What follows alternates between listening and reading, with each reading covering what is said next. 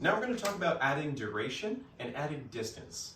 These are really useful tools to have at our disposal because in practical environments, we're not always going to be right next to our dog. Maybe it's a competition and we have to be far away to cue. Maybe it's the park and our dogs ran off with another dog and we want them to come back to us. Adding distance is a super useful skill. Adding duration is where this all starts. So if I have Marco in a wait, Marco, wait, and I turn my back and he gets up, I want to add duration first. So duration is going to be one of those behaviors that's easiest at home first, and then we take it other places. If we get 30 minutes at home but can't get 1 minute outside, we have great duration inside, but our distractions are too high outside. So minimizing the distractions, I would probably go back and try and do a sit until released in that intense environment and see if we can't get our dog to sit until released in that environment. I find that when I'm practicing duration, I'm usually trying to do a bunch of different skills: sit, down, wait, stay, place, all with bigger durations, but switching up the cues, keeping it interesting for my dog.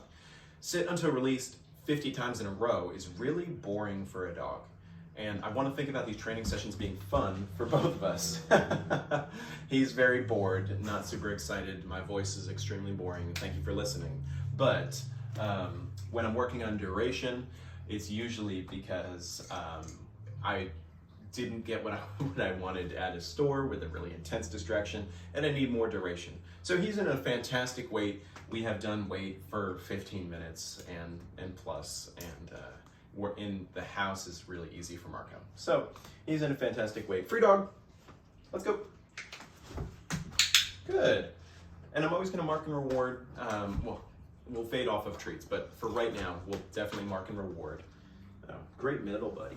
Yes, very good guess. Okay. Very nice. Okay, so when I am doing this we'll call it a sit. Marco, sit. I can hopefully turn my back, walk away. I would love to be able to walk a circle around my dog, and then release. Free dog. Great. Down. That's not a down. Down. Good boy.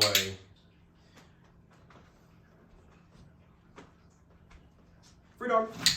Good. And just mixing up the duration. Our dogs don't know when we're going to release, and I want them kind of on the edge of their seat waiting for that release. So I might even ask for a standing wait.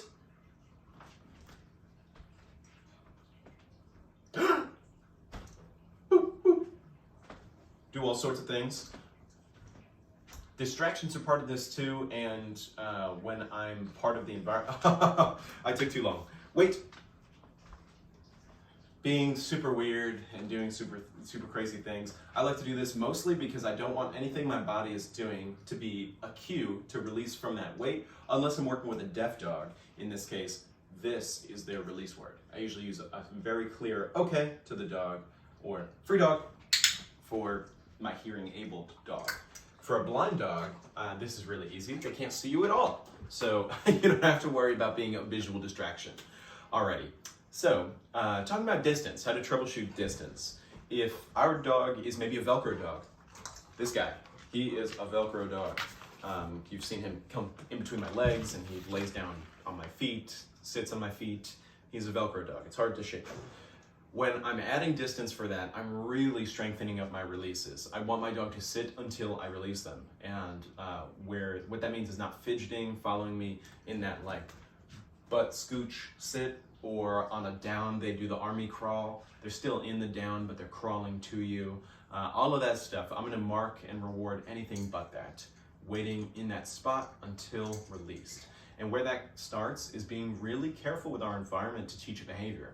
At home, it might be a lot easier it's much easier to teach a behavior than it is to try and teach a behavior at a busy park, at PetSmart, or somewhere else, high distraction for your dog.